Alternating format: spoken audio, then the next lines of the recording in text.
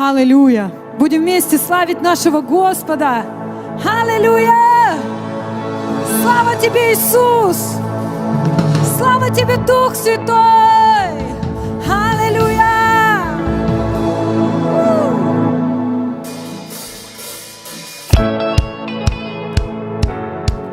Пусть Дух Святой сегодня изольется, как поток, в сердце каждого из нас. Аллилуйя!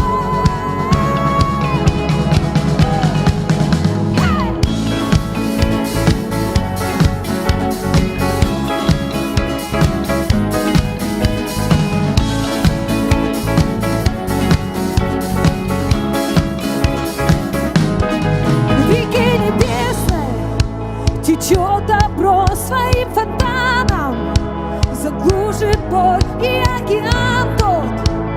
Глубже, чем страх, волна все ближе, ближе.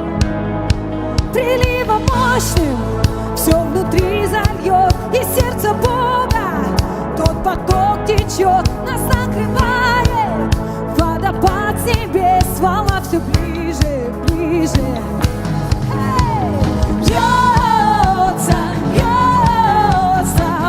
Божий поток здесь и сейчас.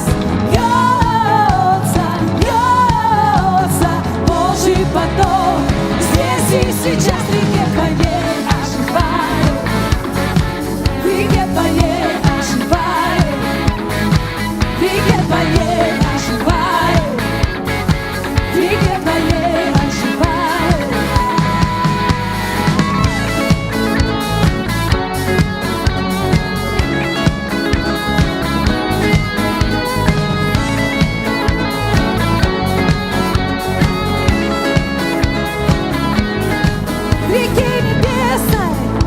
Течет добро своим фонтаном, заглушит боль и океан тот. Глубже, чем страх, волна все ближе, ближе. Приливом мощным все внутри зальет, и сердце Бога тот поток течет, нас накрывает. Водопад с небес, волна все ближе, ближе.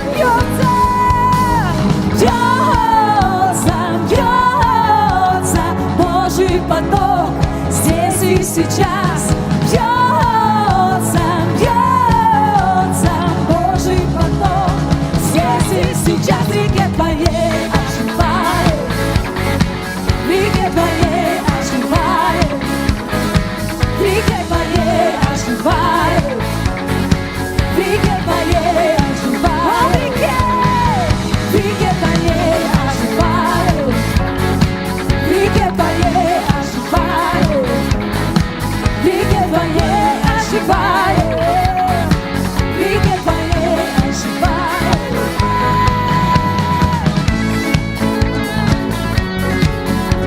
Слава тебе, Иисус, всей жизнью своей я буду славить Тебя, всемогущий Бог. Лишь в Тебе мы оживаем, Господь.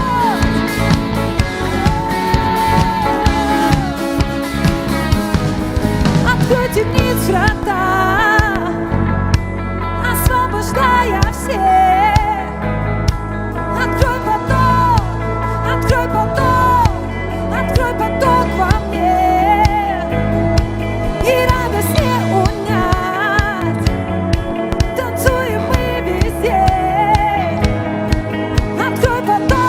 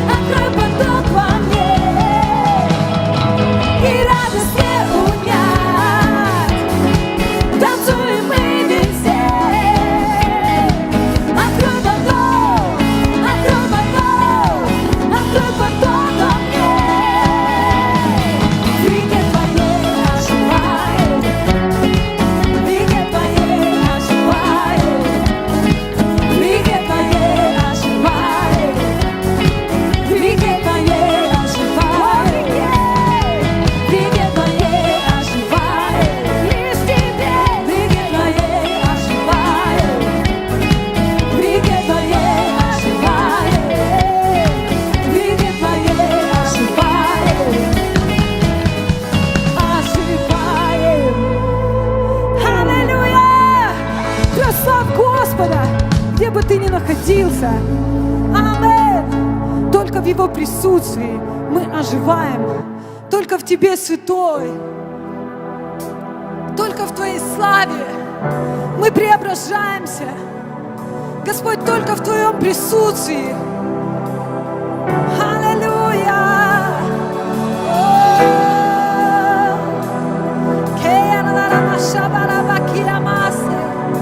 Наполняй нас, Святой Дух. Ты так нужен нам больше, чем вчера. Мы нуждаемся в Тебе, Иисус. О, Иешуа Хамашиах, наполни нас, наполни нас.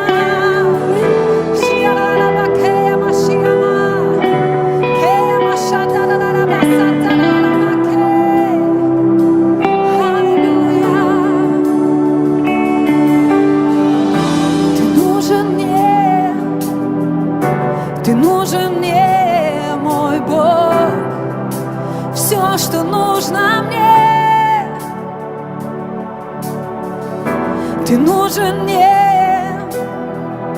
Ты нужен мне, мой Бог, все, что нужно мне.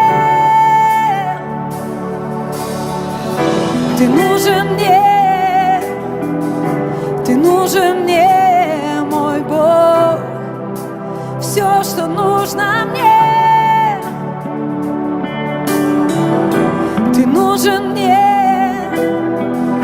Ты нужен мне, мой Бог, все, что нужно мне. Ты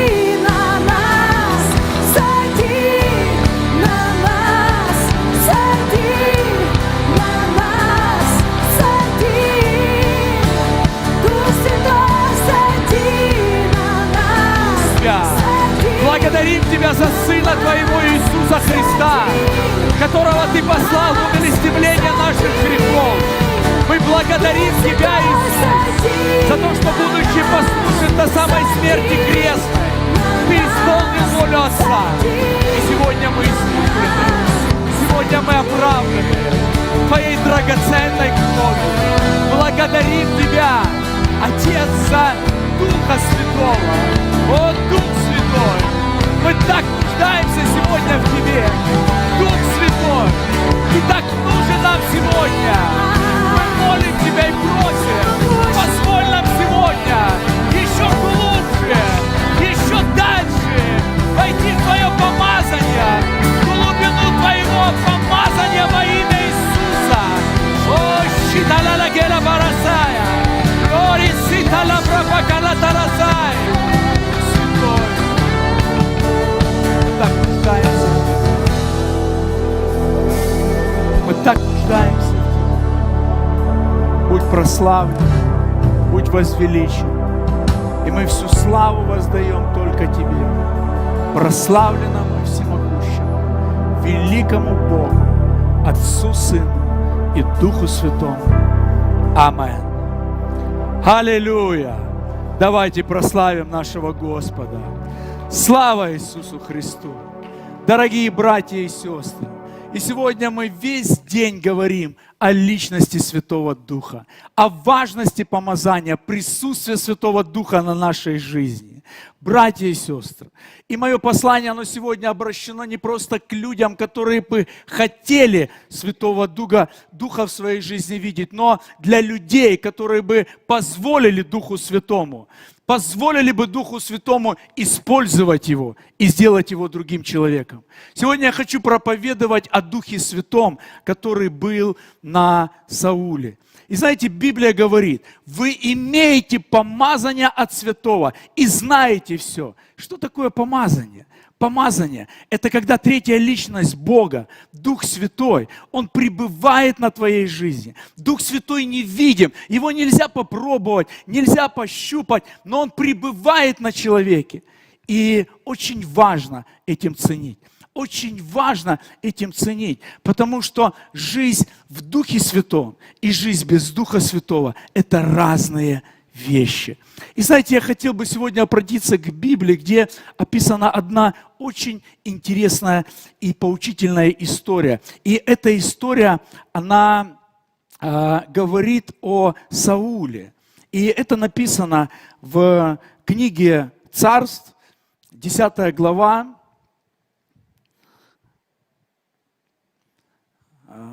6 стиха. С 1 стиха там написано.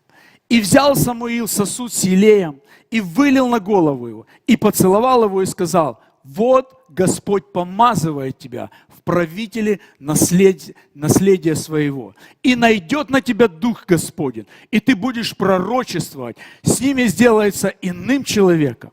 И Писание говорит «иным человеком». Вот знаете, так в жизни бывает, что когда мы слышим слово «иным человеком», мы представляем себе человека, который по каким-то причинам изменился, или, может быть, человека, который напился вина, так как после выпитого вина человек меняется. Кто-то уходит в себя, кто-то веселеет, кто-то отрывается от своих неразрешенных проблем, но, тем не менее, человек меняется, он становится не похожим на себя. В Библии написано, что не упивайтесь вином, но исполняйтесь Духом Святым. И точно так, как человек от выпитого вина становится другим в негативном смысле, точно так же под влиянием Духа Святого человек становится другой в положительном смысле. Под влиянием Духа Святого ты можешь быть другим человеком. Бог избрал Саула царем. И после того, как Самуил должен был помазать Саула елеем, написано, и Дух Святой сойдет на тебя, и ты станешь другим человеком. Под влиянием Духа Святого все меняется, люди меняются, обстоятельства меняются. Думал ли до встречи с Самуилом Саул о том, что однажды он будет царем, Конечно же нет. Мало того, когда он услышал о своем избрании, он засомневался, о нем ли вообще идет речь. И в 9 главе написано: «И отвечал Саул и сказал: не сын ли я Вениамина, одного из меньших колен Израилевых, и племя мое не малейшее между всеми племенами колен Вениаминова. К тому же ты говоришь, к чему же ты говоришь мне это?» И знаете, даже после того, когда сбылось знамение, предсказанное Самуилом на Саула, сошел Дух Святой, и он пророчествовал, жизнь Саула не изменилась. И все осталось таким же, каким бы было до встречи с Самуилом. Человек со своими страхами, человек со своими комплексами. Знаете, каждый из нас приходит к Богу с какими-то комплексами. Кто-то приходит для того, и он прячет какие-то свои комплексы, он прячет за агрессивностью, прячет свои комплексы за какими-то слабостями. Но знаете, в то же время, когда мы приходим к Богу, у всех нас есть какие-то ситуации, за которые нам становится стыдно. И вот я возвращаюсь к этой истории. У Саула большие комплексы, у него страхи. И в то же время Самуил говорит: Саул, ты будешь царем, тебя избрал Бог. И вот время инаугурации, торжественная часть, люди собраны, люди, которые уже принимают Саула как своего царя, но проблема: нет самого избранного на пост царя Саула. И искали его, написано, и вопросили еще Господа, придет ли он сюда. И сказал Господь: вот он скрывается в обозе. И побежали, и звали его оттуда. Вот знаешь, если у тебя комплексы, ты всегда будешь прятаться. Люди, у которых страхи, люди, у которых какие-то комплексы, они всегда будут незамеченными. Они стараются быть незамеченными. В любом случае, неадекватное поведение говорит о каких-то комплексах человека. И он, то есть Саул, со своими комплексами, он спрятался. И собравшимся пришлось искать. И не просто искать, им пришлось обратиться к Богу. И Бог сказал: ищите его в обозе. И люди ему говорят: послушай, Саул, ты же царь, выходи. А он говорит: нет, я боюсь. Я не хочу, потому что там много людей. Потому что там какие-то обстоятельства, которые мне не знакомы. И все же удалось вытащить Саула из-под обоза. И Самуил говорит: вот ваш царь. И знаете, после того, когда Самуил признал, когда он объявил эту торжественную часть о том, что Бог избрал Саула, он посмотрел сам на него. И он не видел в нем ничего особенного. И знаете, он начал искать какие-то вещи, какие-то естественные вещи на Сауле. И он говорил: послушайте, гляньте, он выглядит не так, как вы. Он высокого роста, он больше и выше любого здесь присутствующего. Знаете, так бывает, что когда мы пытаемся, мы хотим как-то показать, что мы больше других. Кто-то говорит: у меня есть образование. Кто-то говорит: я знаю другой язык. Кто-то говорит: я чего-то в жизни видел, того, чего многие люди, они не видели. Но не от образования, не от денег и даже не от позиции в обществе зависит то, что человек меняется. Человек меняется от помазания. И вот, наконец, того самого Саула, которого помазали, который прятался, его все-таки вытащили из обоза и сказали: давай, ты будешь царем. Ты будешь царем. И знаете, все после этого должно было измениться. Должно было измениться сам Саул, имея такой великий сан, имея такое сильное изменение. Но написано, что после того, когда люди разошлись, а Саул вернулся домой, и он взял плуг, и он начал пахать. Его же царем поставили, но он опять вернулся, чтобы пахать. Знаете, комплексы – это когда ты не веришь в самого себя. И, казалось бы, Бог сказал, что когда Дух Святой сойдет на тебя, то ты станешь совершенно другим человеком. А у Саула жизнь не изменилась. Почему? Потому что помазание, оно дается только для служения. Знаете, Библия говорит, что до 30 лет наш Господь Иисус Христос, Он был обыкновенным человеком.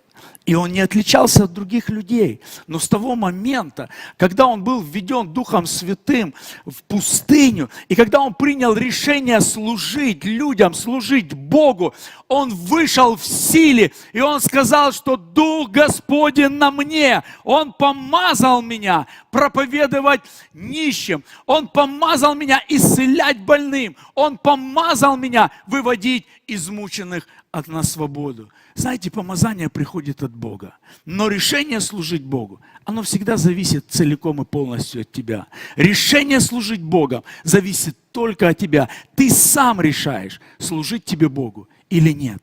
И пока Саул не принял решение служить Богу, он был как все. Ничем не отличался от других. Братья и сестры, мы должны отличаться. Мы должны отличаться от неверующих людей, живущих этими принципами, мирскими законами мира. И нас должно отличать не наше образование, не наши способности, не наши дары, даже не наши деньги. Отличать нас от других людей мира должно помазание Святого Духа.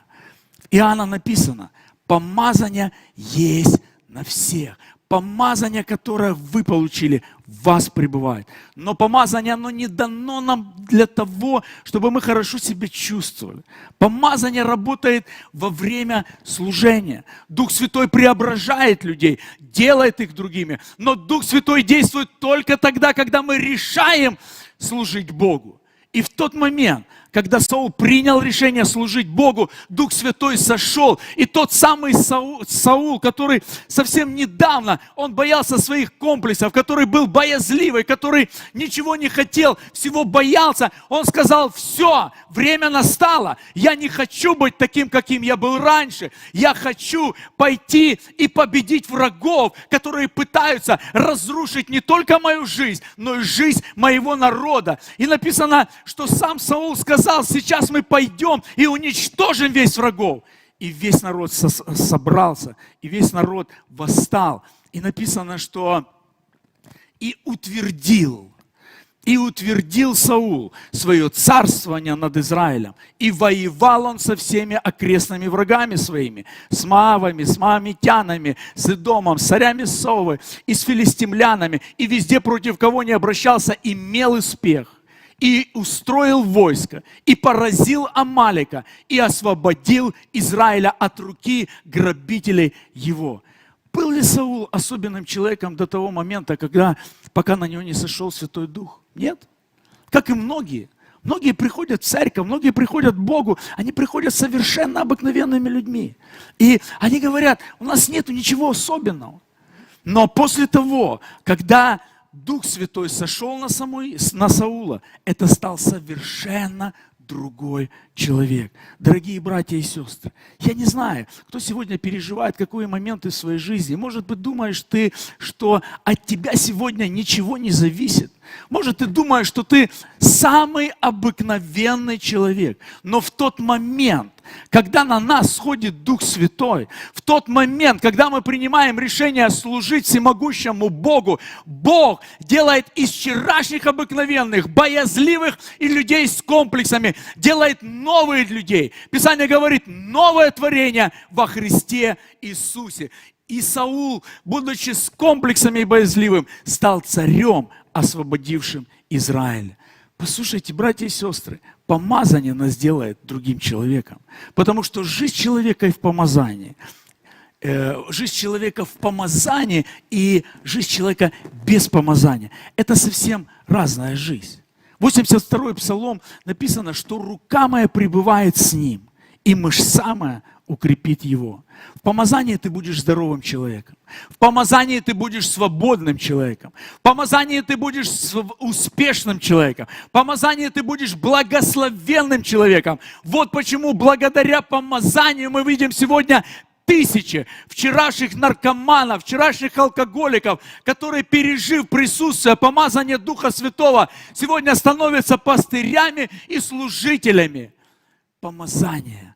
Послушайте, и Иисус, Он сделал все для того, чтобы помазание на нас было. Иисус отдал свою жизнь. Он был пригвожден на Голгофском кресте. И Он сказал: я хочу, чтобы это самое помазание, которое было на мне, оно перешло сегодня на всякое жаждущее и ищущее. Написано, что и будет Дух Господень на всяком человеке во имя Иисуса. И знаете, братья и сестры, я хотел бы сегодня молиться о том, чтобы это помазание, которое было на Иисусе, это помазание, которое сделало Саула другим человеком, оно сегодня было на тебе. И может быть, ты сегодня еще живешь с какими-то со своим боязнью, какими-то страхами, но помазание тебе сделает другим человеком. Писание говорит, что Бог, Он смотрит на нас, как на народ избранный, царственное священство. Иисус, Он свят, и Он сказал: так как я свят, и вы святы. Помазание, оно делает нас отделенным от греха. Помазание, оно делает нас отделенным от беззакония. И я молю сегодня, чтобы эта самая святость, которая так нуждается каждый приходящий к Богу, он был помазан во имя Иисуса. Я молю Тебя, драгоценный Дух Святой, чтобы Твое помазание, оно сегодня было на каждой церкви, оно было на каждом служении, на каждом лидере домашней группы. Я молю и прошу Тебя, Господь, Боже, дай нам особой благодати для того, чтобы войти еще больше и принять еще больше помазания во имя Иисуса.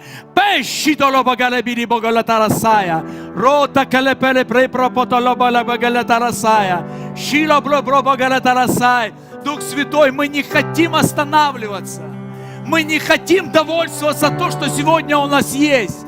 Но мы хотим еще дальше перейти из силы в силу, из славы в славу, из веры в веру. О, сатана баракира тарашира лагала тарасей. И пусть Твое помазание сделает нас другим человеком. И пусть Твое помазание поможет нам перейти на новый уровень во имя Иисуса Христа. Нет других, как Ты, имен. Я навеки посвящен. Пред Тобой склонюсь я вновь, моя любовь.